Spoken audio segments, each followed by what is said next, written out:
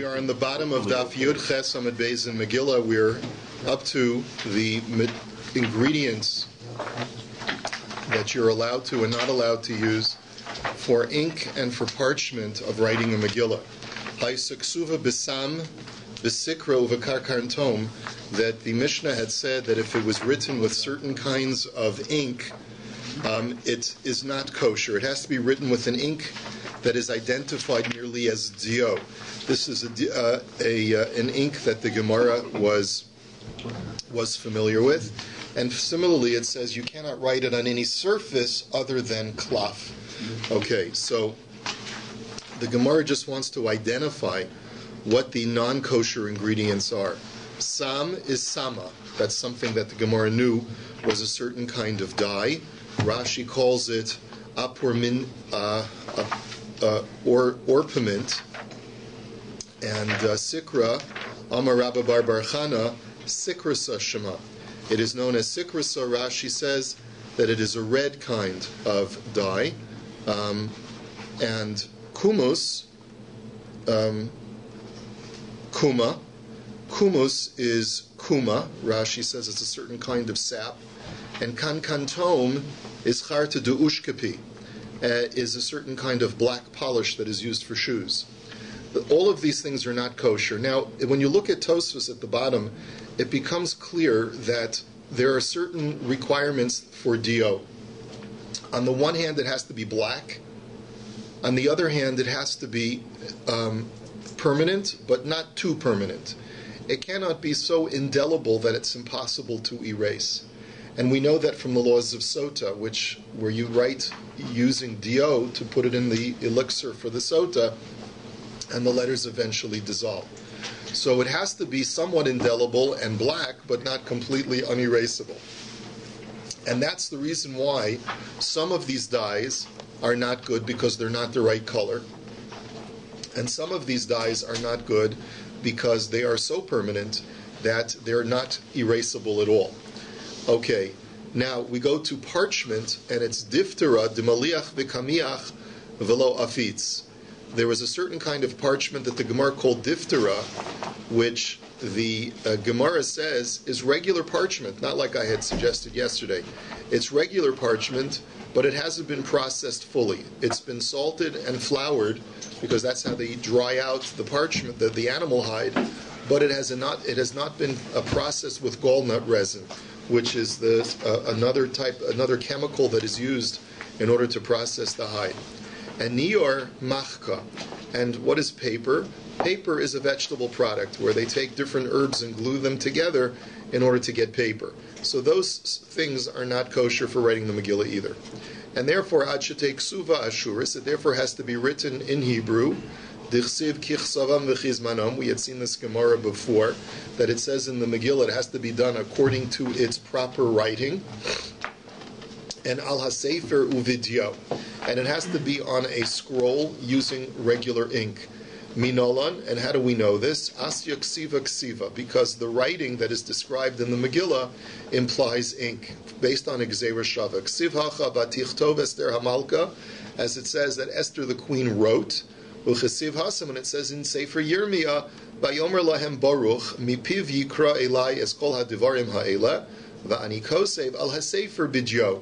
That Baruch says that from his mouth he shall recite to me all of these things, and I shall write them down in a scroll with ink.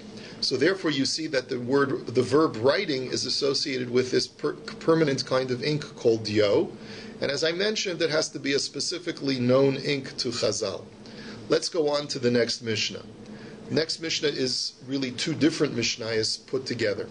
The first topic is Ben Ir Shahalach Likrach or Ben Krach Shahalach Li'ir. The first topic is that if you have a person who lives in an unwalled city, and he travels to a walled city, or vice versa. Let's say a guy who normally would be celebrating on the 15th, he lives in Yerushalayim, and on the 14th he goes to Bnei Brak.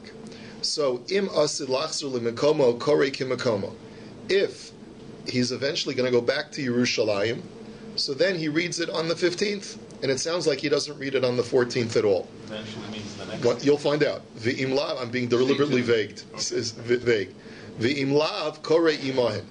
But if not, if he's not going to be returning, so then he reads the Megillah based in Bnei Brak on the day that they read it. Now, topic number 2 of the Mishnah is, where do you start reading the Megillah from? Now, we know you started from the beginning, but that's a point that we learned yesterday that not everyone agrees to that. Rabbi Meir Omer Kula. Rabbi Meir says like what we do, which you start from the beginning, Vayihi b'mei Achashverosh, until the end. Rabbi Yehuda Omer Me'ish Yehudi. Rabbi Yehuda says from Perek Beis, which starts the story of Mordechai, Ish Yehudi Haya B'Shushan Habiru Shmo Mordechai. And Rabbi Yossi Omer Me'achar Hadvarim Hayla. Now we have a third opinion of Rabbi Yossi who says that you start reading from the beginning of Perek Gimel, which is the beginning of the story of Haman. Gidal HaMelech Achashverosh es Haman. Okay. We're going to learn a fourth opinion in the Brisa shortly. But let's go back to the law of a person who is in a walled city, is in Yerushalayim, and goes to Bnei Brak for the 14th. Amar Rav lo shanu ela sha'asid lachzor b'leile yudalid. Aval ein asid lachzor b'leile arba'as ar kori imahin. So Rav severely qualifies the halacha. He says the only time that you don't have to read it in Bnei Brak on the 14th is if you'll be back in Yerushalayim before morning of the 14th. In other words, you're there for Tainus Esther in Bnei Brak, and already you allow Shkia, and you're there at night, and everyone's reading the Megillah. But you know that you're taking a bus back to Yerushalayim, you're going to make it back to Yerushalayim by the morning of the 14th. In that situation, since you're not spending the full day of Purim in Bnei Brak, so then you still have a din of a Yerushalmi, and you don't read it the night of the 14th either. But if you're going to be there the morning of the 14th as well, so even though you're going to be leaving and going back to Yerushalayim that afternoon, you still have to read the Megillah in Bnei Brak on the 14th. How about Tainus Esther? Yeah, which day? Tainus Esther never changes. Tainus Esther never changes. Whether you live in Yerushalayim or Bnei Brak, it's always the 13th of Adar. And when he goes back, and if he goes back after he hears it, he doesn't have to hear it again in his own city. Well, let's think about the converse. What if a guy lives in Bnei Brak and he goes to Yerushalayim after he's already heard the Megillah in Bnei Brak? The converse is also true. Even though he's already heard the Megillah on the 14th, since he's going to be there the whole day of Purim on the 15th, he's got to hear the Megillah again. So, but if he's only going to be in Yerushalayim the night of the 15th, but by the morning he'll be back in Bnei Brak, he doesn't have to hear the Megillah again. Amar Rava, Mino Aminallah. So Rava says, where do I know this from? Dichsiv alkein haYehudim haPirazim hayoshvim ba'arei haPrazos. In other words, where do we get this halacha that even just being there for the day makes you a dweller of that city vis-a-vis the laws of Megillah? Because it says, therefore, the Jews who are in the open cities, who dwell in the open cities. Now that's a redundancy if you ever saw one, right? Mechti, ksiv haYehudim haPrazim. If you already said the open city Jews, why then do you have to say who live in open cities? Right? So the answer is Hakamashmalan de Parus ben Yamo Nikra Parus. This teaches you that there are two kinds of Jews who live in open cities. One is a type who lives there all the time, and the other one who's just there for the day. In both cases, you read the Megillah as an open city person on the 14th. Ashkechan Parus, Mukaf Minalai. So now how do you know the converse? That if you're just in a walled city for the day, you still have a din of a walled city person. Svarahu, the Gemara says that's just logic. Midaparus ben Yamo Kari Parus, Mukaf ben Yamo Kari Mukaf. By virtue of the fact that by being in an unwalled city for the day, you're called a member of the unwalled city, the converse is also true. By being in a walled city for the day, you're called a member of a walled city. Va'amar Rava, Rava further said, Ben kfar shaholach li'ir ben kach uven kach kori mohem. Now, what the halach is like this. We know from the first mission of Megillah that if you live in a village, you're allowed to read the Megillah earlier, all the way back to the 11th or the 12th or the 13th of Adar, depending upon what the day of the Shuk is. Remember that first mission of Megillah, right? So, but let's say you already read the Megillah on the 11th, okay? Because you're from a village. And then it just so happens, by coincidence, you find yourself in a large city on the 14th of Adar. So the halacha is you have to read it again on that day. My time, the answer is really even as a villager, you were supposed to read it on the 14th.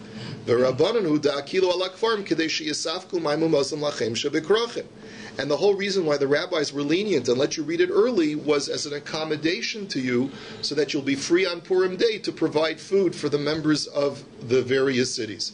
So they wanted to give you a break. You're going to be busy on Purim Day, so they'll let you read it a little bit earlier when you're already in the marketplace.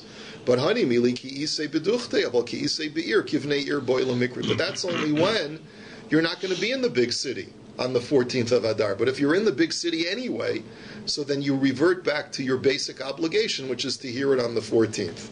So Eisvei Abaya. So Abaya challenges Rava. He says, take a look at the following brisa. Ben krach shaholach li'ir. A member of a krach. Now normally the word krach means a walled city. But Abaya says, I have problems with that, as we'll see in just a second. A guy who's a member of a krach goes into a regular city, ben kach u'ben kach kori kimakomo. Then, in all situations, he reads according to his own place, which if we learn the word krach to mean a walled city, it means that even if he's there the whole day of Purim on the 14th, he doesn't have to read, he only reads on the 15th. So ben krach sal gadaytich, so how can you say that? It all depends if he's going to be there for the whole day of Purim on the 14th or not. If he's there for the whole day of on the 14th, he has to read it according to where he is presently. And he can't just rely on the fact that he's in a walled city normally. So the Gemara says, Abaya says you have to modify the understanding. Elalav ben kfar. So you have to say that the word ben krach has to be modified. It doesn't mean a member of a walled city. It means a member of a village. And you see from here that if you're a villager, you always read like your status as a villager. So even if you find yourself in a big city on the 14th of Adar, since you were already Yotze on the 11th, when you read it, you don't have to read it again. It's a kasha on you, Rava, based on my forced rereading of the word krach. So Rava's response is, V'lav terutze metartzis tani korei imayin. Rava says, wait a minute. This is obviously a corrupted brisa, even by your own admission. Because you're changing the word krach to kfar, right? If you're already changing it because you acknowledge that the text is corrupted, so then change it differently. And really what it's, instead of reading it as that if a person is a member of a walled city, he always reads like his walled city status, read it as no, korei imahen. He reads it with them, the place where he is currently finds himself, which is in the unwalled city on the 14th. In other words, Rava's response is, you're challenging me from a text which is clearly corrupted. And so you had to modify it. According to your modification, it's a problem for me. But I'll modify it differently, because we've got to modify it anyway. I'll modify it so that it's not a challenge to me. And the word krach really does mean a walled city. And the thing that you have to modify is not what the word krach means, but instead of saying that you read it according to what your status is in a walled city, you read it according to where you are. That's how I would change it, right? That's how you got to change it, so I'll change it differently. So is it possible a villager could be chayav to hear it 3 times if he went to... Theoretically, yeah. Theoretically, you'd have to hear it multiple times, like a villager, right? You could come up with a. He heard it on the 11th. Right. Then he goes to an unwalled city on the 14th, and then he goes to a walled city on the 15th. Yeah, could be. But according to the first Mishnah that we learned, if the reason that you go to Yom HaKnisa, so they're available on the 14th, and if they're chayav to hear Megillah, they're not available to give the food or whatever because they're busy being involved with the mitzvah. Right, but I hear your argument. However, the Gemara had concluded that it's not an accommodation for the city folk; it's an accommodation for the villagers. That it's an accommodation. We're going to make life easier for them, since you're so busy taking care of the needs of the city folk, and we don't want to make you schlep into the city a second time. That's the way the Gemara had understood it. So, but if you've already schlepped into the city a second time on Purim Day, so you might as well hear it again. Okay. Me'echan korei adam es ha-Megillah v'chulei. From where does a person begin reading? That's the second topic of the Mishnah. Tanya Rishim Bar Yochai Omer mibalayla hahu. So now we have a fourth opinion. We saw three opinions in the Mishnah. First opinion is Reb Meir, who says you start from the beginning. Second opinion is that you start from Ish Yehudi. Third opinion is you read from Haman. The fourth opinion is you start from Perek Vav, which basically cuts the Megillah in half. From Balayla Hahu Nadida Shenasa Melech. On that night, the king couldn't sleep. That's where you have to start the Megillah from. So Amar Rabbi Yochanan V'kulan Mikra Echad Darsha. Rabbi Yochanan says each of the four opinions is based on the very same pasuk. Vatichtov Esther HaMalka uMordechai HaYehudi es kol tokef. That Esther and Mordechai write down the tokef of the Megillah. Now, the word tokef could mean the strength or the potency or the major content. So the question is, what does that word mean? So, Manda Omar Kula Tokfo Shalach Achashverosh. If you learn that you have to start from the beginning, so it means that you start from the strength or the major content of the life of Achashverosh. What was the high point of the main point of Achashverosh from the very beginning? Vayihi bimei Achashverosh hu Achashverosh, and he makes this big party. So we start off with the life of Achashverosh. Uman Domer meish Yehudi tokfo shel Mordechai. If you learn, you start from Ish Yehudi, because Tokef means the life and the main part of Mordechai. Right? Ish Yehudi haya b'Shushan u'shmo Mordechai. Uman Domer me'achar hadvarim ha'ila tokfo shel Haman. If you start from Perek Gimel, it's because you want to start with the main thrust from Haman, right? And Uman Domer mibalai lahu tokfo shel Nes. And if you start from Perek Vav, right, you start from the major thrust of when the miracle begins. So it's the machlokus is: do you go after Achashverosh, Mordechai, Haman, or the Nes? So Rav Huna Amar Mehacha. Rav Huna says, I agree they all learn it from one pasuk, but I have a different pasuk. Umar ra'u al kacha umahigia aleihim. That they wrote down in the Megillah what they saw of what happened and what the result of those actions were. So what does this mean? Mando Amar Kula ma ro'a Achashverosh nishtamish bekelim shel beis hamikdash al kacha. So, if you learn that you have to read the whole thing, you have to explain why did Achashverosh take the action that he did, which is what? That what did he do? He took the kalim of the Beis Hamikdash and he used them in a party. And why was that? Mishum dechashiv shivim shnin below ifrog, as the Gemara had said previously in the Agadita, that he had miscalculated when the 70 years of the Babylonian exile would end. He thought that they had come to an end and the Jews had not been redeemed, so he figured end of Jewish history. And that's why he made a big party with the Kalim of the Beis HaMikdash. Right? Umahigia aleihem, but what was the end result of his action, which in this case was bad action? The Katal Vashti, that Vashti ended up getting killed. His wife gets killed because he takes liberties with the Jewish people. Umanda Amar Meish Yehudi Mara'a Mordechai de'ikni bahaman al kacha deshavi nafshi avodah zara.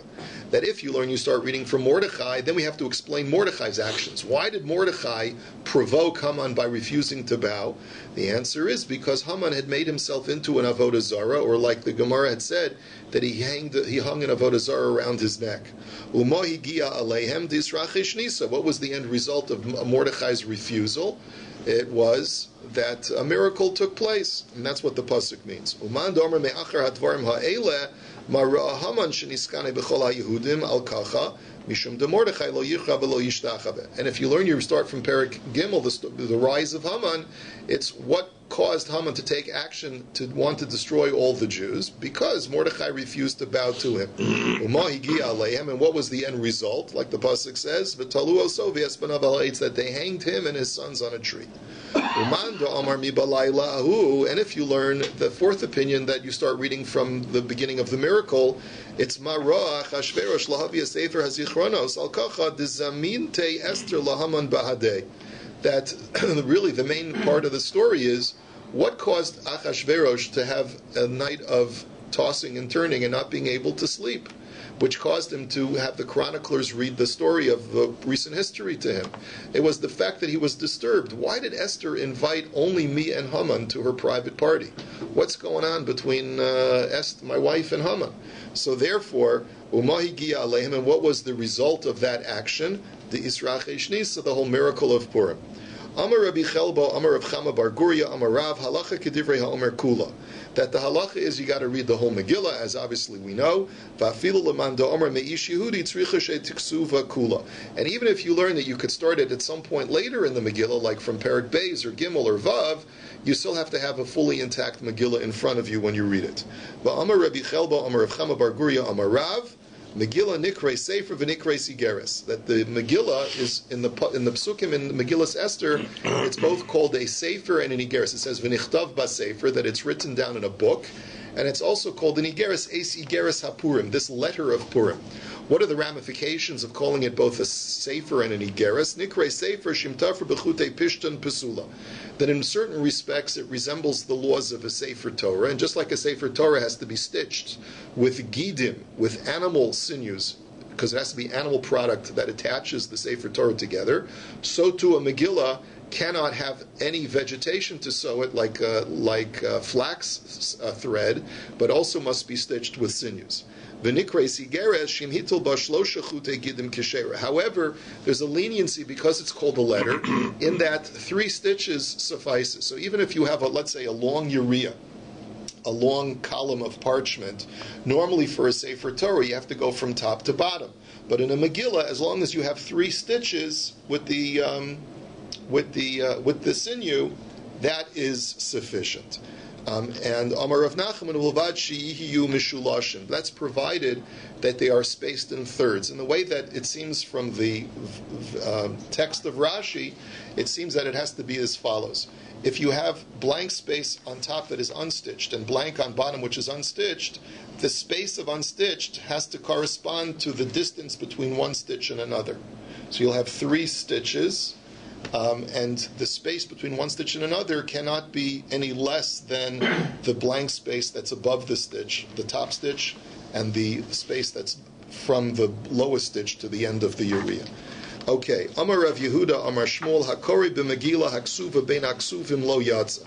That Shmuel says that if a person reads the Megillah Esther, not as a separate scroll, but rather, let's say you have a full scroll of Nach, okay, and you read it as part of a full scroll of Nach, you're not Yotzei the mitzvah. And the reason why is because for Pirsume Nisa, for publicizing the miracle, you have to give chashivas to the scroll of Esther so that it should be discrete and alone by itself. Amar Rava lo amron elo de lo mechsera umiyasra porta, avol mechsera umiyasra porta leslan ba. But that's only true that it's not kosher if the portion of the parchment which is Megillas Esther is the same height as the rest of the parchment before and after it. But let's say the parchment that the Megillah is written on, even though it's sewn together with other texts, but the parchment is larger, it's taller or shorter, so you see that it's distinct and discrete from the others, so then even if it's sewn together with others, it's still kosher. Levi bar Shmuel habekakari kamei de Rav Yehuda b'Megillah hakesuva bein haksuvin. Levi once read the Megillah in the presence of his Rebbe with a Megillas Esther that was sewn together with other scriptures. Amar lei harei amru hakari b'Megillah haksuva bein haksuvim lo yatsa. So the Rebbe said back to him, he said, but they said that that's not kosher if you read it that way. But Amar Reb Chia bar Abba Amar Rabbi Yochanan, but later on, Rabbi Yochanan qualified the halacha, and he said, "Hakori b'Megillah, haksuva bein haksuvim lo yatsa." He said the same thing, that if you read it when it's stitched to other texts, it's not kosher. However, umachula amocha, but they hit it on its head. Now, the term "they hit it on its head" means that they modified the halacha by reducing its severity. That's the terminology that's used in this Gemara. So, what do we mean? We attenuated, or we what's the word I'm looking for? Not attenuate. We mitigated. We mitigated by saying that bitzibur shanu, that this halacha is only true, that it's not kosher if you read it when it's attached to other texts in a minyan. But if you're reading the Megillah privately, then you can be yotzei kriyas HaMegillah even if it's not distinct and separated unto itself. Okay. V'amar Rabbi Chia bar Abba Amar Rabbi Yochanan shir hatfar halacha l'Moshe miSinai. That there's another halacha, that even with the Sefer Torah, we mentioned you have to sew it from top to bottom, but even with the Sefer Torah, there has to be a little bit of parchment on top and bottom that is not stitched. And that's a halacha l'Moshe miSinai. That's a Mosaic tradition going back to Har Sinai. Umachu la'amocha, but then that too was hit on its head, which means that they reduced the severity of this halacha. V'lo amru ela kedei shelo yikara.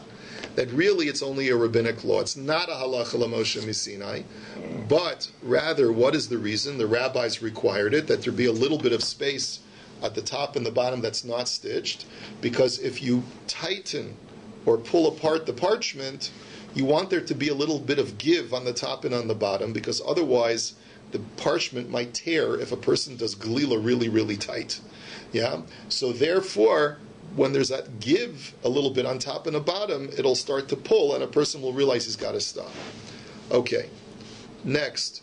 The Amar Rabbi Chia bar Abba Amar Rabbi Yechanan ilmoli nishtayr b'ma'ara shamad b'Moshe ve'Eliyahu kim lo nekev machat tzadakis lo hayichol lamod mipnei ha'ora. That this man Manda Amar Rabbi Chia bar Abba, the name of Rabbi Yechanan, tells us an agadic thing. We know that Moshe Rabbeinu and Eliyahu shared a common experience, which was that they both stood on Har Sinai. In the cleft of a rock, God covers that cleft and passes over them. This is recorded in the Sefer Menachem with Eliyahu, and it's recorded in Parshas Kitisa right after the Cheta Egel. Moshe says, Harini na kavodecha, show me, God, your glory. And God says, I'll pass over you, but you won't be able to look, because it says that God put his hand, so to speak, over the cleft of the rock. So the Gemara just says that had there even been a pinhole space for God's presence to get through to Moshe or to Eliyahu, they would not have been able to endure because of the light of God's presence. And therefore it had to be completely covered. Shenamar kilo yirani ha'adam v'chai, as the pasuk says, no one can see me and survive. V'amar Reb Chia bar Abba Amar Rabbi Yechanan mai dichsiv va'aleihem kechol ha'devorim asher diber Hashem imachem bahar. What do the words mean in the pasuk, which says that upon the tablets were written like all the words, kechol hadvarim, like all of the words that Hashem had spoken to you at the mountain? What are the words kechol hadvarim? What is that coming to include? Melamed shehareu HaKadosh Baruch Hu LeMoshe dikdukei Torah v'dikdukei Sofrim. This teaches me that Hashem showed Moshe at Har Sinai all of the laws of the Torah and all of the dikdukei Sofrim, all of the minutia of the sages that would analyze the words of the Torah, meaning a lot of the Torah Sheba'al Peh, and also new edicts that the rabbis would eventually make. And what is that Mikra Megillah, the reading of the Megillah? And the question is, why is Megillah singled out? Why not Chanukah? Why not any of the other holidays? So that's discussed by a lot of the Meforshim. What's unique about Mikra Megillah? You realize that it's the only new holiday that is in Tanakh. Chanukah is not in Tanakh, so that might makes Purim a special category unto itself. Next Mishnah: Hakol kisher and likros Megillah chutz mecheres shoyte v'katan and Rabbi Yehuda machshir v'katan. Anyone is kosher to read the Megillah, and presumably to be motzi other people, except for the following three. A cheresh is someone who is deaf. We're not talking about a deaf mute, because if he was mute, he couldn't read the Megillah anyway. We're talking about a deaf person who can recite the words. He's not kosher. A shaita is a person who's mentally unsound. And a katan, a person who lacks the basic intelligence because he's a minor. Rabbi Yehuda machshir b'katan. Rabbi Yehuda says a katan is okay. So the Gemara now says, let's clarify. Man tana cheresh di'eved namilo. Who is the Tana who says that even a cheresh is not kosher, even b'di'eved, that even if he reads it b'di'eved, you're not yotze, which seems to be what the Bryce is saying. Amar of Masna Rabbi Yossi. This goes according to Rabbi Yossi and not his disputant Rabbi Yehuda, because the Tnan Hakorias Shema v'lo hishmiya la'az no yatza, that if a person recites the Shema, and this is according to Divrei Rabbi Yehuda, they put in the Haggah, that if a person recites the Shema and he doesn't hear the words that he's recited when he said the Shema, b'di'evet he's yotze. But Rabbi Yossi Omer lo yatza, and Rabbi Yossi says he's not yotze. So you see from this Mishnah that there's a basic machlokus between Rabbi Yehuda and Rabbi Yossi, that if you cannot hear the words that you're uttering of the liturgy, are you yotze or not? By virtue of the fact that a cheresh cannot hear what he's saying, Rabbi Yossi says he's not yotze. So you see our Mishnah goes like Rabbi Yossi, because according to Rabbi Yehuda, who's the Tanakama, you would be yotze. So the Gemara says not necessarily so. Umimayda Rabbi Yossi v'di'eved namilo. Dilma Rebbe Yehuda ulechatchilahu delo hadi'evet shapir dami. So the Gemara says, wait a minute, why are you interpreting the Mishnah the way that you're interpreting it? You're saying that the Mishnah is saying that even b'di'evet, you're not yotzei if a cheresh reads the Megillah. Maybe the Mishnah is only saying lechatchila a cheresh should not read the Megillah, but b'di'evet he's yotzei, and therefore our Mishnah could go like Rebbe Yehuda. Right, so the Gemara says lo salka daitach. No, that's not. You wouldn't think to read the Mishnah that way because the ketani cheresh dum yidashot v'katan, ma shoyta v'katan di'evid namilo av cheresh di'evid namilo. So the Gemara says, look, we group the cheresh together with the shoyta and the katan. The shota and the katan lack basic intelligence, so therefore it seems quite obvious that their Megillah reading, even b'di'evid, is not kosher. Well, if that's the case, then the cheresh that we're discussing, also his reading b'di'evid is not kosher. Don't tell me it's only lechatchila, but b'di'evid it's okay. Then why group them together with the shait and the katan? So the Gemara says that's not a good argument because v'dilma hakideisa v'hakideisa. But maybe you could say no. The Mishnah is telling you these are three people who should not read the Megillah. For the cheresh, b'di'evid, if he reads it, you're yotzei. By the shoit and the katan, b'di'evid, if you read it, you're not yotzei. But it doesn't necessarily mean that they all have the same halachic status just because they group together in the Mishnah. So therefore the Gemara says you have no raya just from that alone that our Mishnah is not like Rebbe Yehuda and is like Rebbe Yossi. The Gemara says, but I'll show you from where. Midikatani Seifa, Rebbe Yehuda machshir bekatan, michlal dereisha lav Rebbe Yehuda. So the Gemara says, but you have to prove it from the second part of the Mishnah. The Mishnah says that Rebbe Yehuda says that a katan's Megillah reading is kosher. So you see that up until now, it was not Rebbe Yehuda. So that proves to us that it's Rebbe Yossi and it's Cheresh's reading, even b'di'evet, is no good. So the Gemara says, no. Maybe that's not true. Now the Bach takes out, based on his understanding of Rashi, he takes out the next two lines. And let's go therefore to the second Vidilma, 2 lines below. Vidilma kula Rebbe Yehuda hi utrei gavne katan ketani la v'chisure mechser avachi ketani. Maybe, just maybe, really the whole Mishnah goes according to Rebbe Yehuda. And the Mishnah is talking about 2 different types of ketanim. And it's not that Rebbe Yehuda is arguing with the previous statement, but he's explaining the previous statement. And you have to modify the text of the Mishnah somewhat with a chisuri mechsera, which is very bizarre, because the Gemara has no evidence that there's a reason to modify the Mishnah, other than the fact that it's saying, maybe it's like Rebbe Yehuda. Let's see if we can make it fit according to Rebbe Yehuda. Normally a Gemara doesn't do that. The Gemara only uses the answer of chisuri mechsera if it's really stuck. But this indicates to us that the Gemara has every reason to want to make this Mishnah work out according to Rebbe Yehuda. Why? Because normally a Stam Mishnah does not go like Rebbe Yossi. That's the only thing that I can offer as to why the Gemara is so adamant that we have to try and make this fit according to Rebbe Yehuda and not according to Rebbe Yossi. So how is it going to fit according to Rebbe Yehuda? You'd read it as follows: Hakol ksher likrosas Megillah chutz mecher shaita v'katan.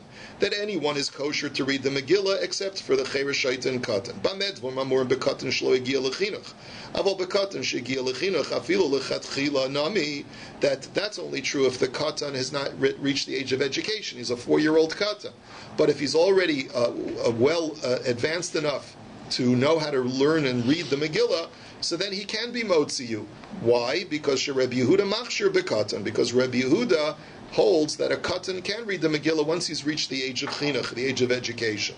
So the Gemara says, I therefore can read this Mishnah that it goes according to Rebbe Yehuda, that lichatchila a cheresh is not kosher because he can't hear what he's saying, but b'di'evid, it is okay, just like if he said Kriya Shema, he's still Yotzei, even if he didn't hear what he was saying.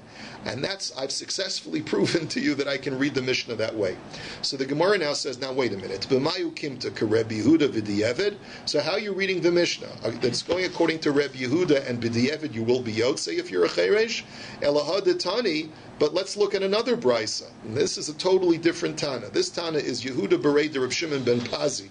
This is the son of Rabbi Shimon ben Pazi, who says as follows: Cheresh hamedaber ve'eno shomea, a guy who's deaf but can speak, toreim lechatchila.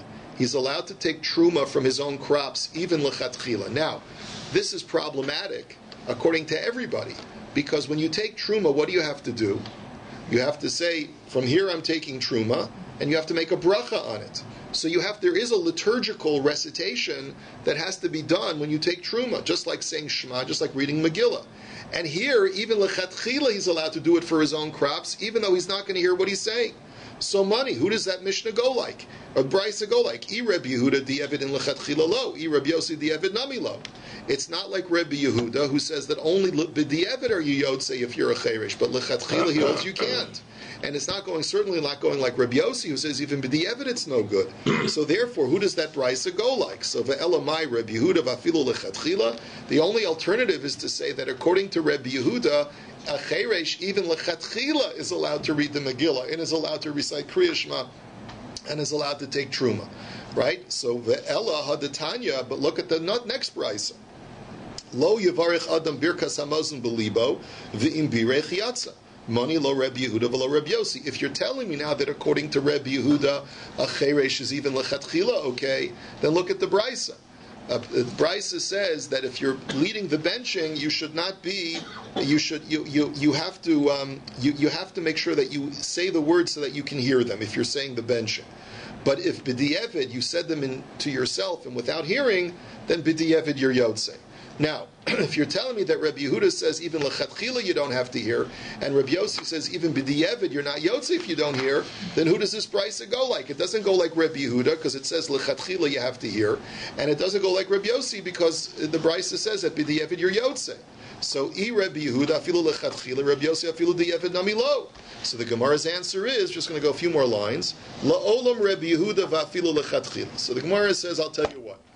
Really, Rabbi Yehuda holds that even lechatchila, if you don't hear the words you're saying, like you're a cheresh or you're not saying the words audibly, even lechatchila that's okay. So you can take truma, you can recite Kriya Shema that way, you can read the Megillah that way, and you can say Birkas Hamazon that way.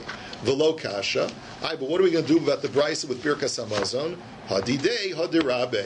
There's a third opinion where Rabbi Yehuda quotes his Rebbe. The Tanya, Rabbi Yehuda Omer, Mishum Rabbi Elazar ben Azariah, HaKorei Yeshema Tzorch Sheyashmiya La'azna. That lechatchila, says Rabbi Yehuda, in the name of his Rebbe, Rabbi Elazar ben Azariah, that when you recite Kriya Shema, you have to lechatchila hear what you're saying. Shenemar Shema Yisrael Hashem Elokeinu Hashem Echad, Hashama le'oznecha ma she'ata motzi mipicha. That it says you have to produce with your mouth something that you can audibly hear, because it says Shema. Hear, O Israel, right? It doesn't just mean understand, but it means to audibly hear it. So therefore you see that according to Rabbi Elazar ben Azariah, lechatchila at least you have to hear what you're saying. So now we've got three opinions. We've got the opinion of Rabbi Yossi, who says that if you don't hear it, even b'di'evid, you're not yotzei. You've got the opinion of Rabbi Yehuda himself, who holds even lechatchila, you can say it without hearing it. And now you've got the third opinion of Rabbi Yehuda in the name of his Rebbe, who says that lechatchila you have to hear it, but b'di'evid if you don't, you'll still be yotzei. The brisa then continues and it says, Reb Meir Omer Asher Anochi Mitzavcha Hayom Ala Levavecha Achar Kavanas Halev Hein Hein Advarim. Reb Meir disagrees with Rabbi Elazar ben Azariah, and he says, no, the Torah says Asher Anochi Mitzavcha Hayom Ala Levavecha, that the words of Shema merely have to be on your heart, which means that as long as you heard, you don't have to audibly hear yourself, as long as you know that you said the words in your heart, you're yotzei. Even lechatchila, you don't have to hear the words. So you see that Rabbi Meir is aligned with Rabbi Yehuda, who says even lechatchila you don't have to hear, and therefore a cheresh would be kosher. So the Gemara now says, now wait a minute, hashta da asis lahachi.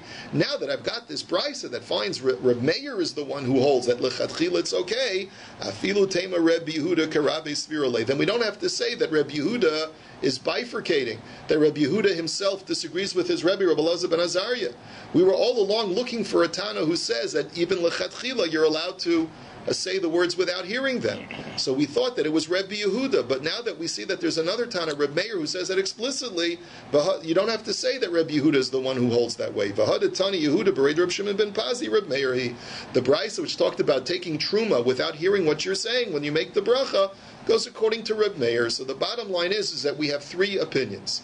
We have the opinion of Rabbi Meir, who says lechatchila you don't have to hear what you're saying. Therefore, a cheresh would be perfectly kosher to read the Megillah, and therefore Rabbi Meir is not our Mishnah. We have the second opinion, which is Rabbi Yehuda, and both of his own accord, and on the name of his Rebbe, Rabbi Elazar ben Azariah, who holds that lechatchila you have to hear, but b'di'evid if you didn't hear, you're yotzei. Is it possible that our Mishnah goes like that version of Rabbi Yehuda? It's possible. It's not clear from the language of our Mishnah. And then we have the third opinion, Rabbi Yossi, who says, no, even b'di'evet, if you didn't hear what you're saying with liturgy, you're not Yotzei at all. Is it possible that our Mishnah goes like Rabbi Yossi? Also, it's possible. It's ambiguous. Our Mishnah is ambiguous whether it's going like Rabbi Yehuda or whether it's going like Rabbi Yossi. And we'll leave it at that. Have a wonderful day.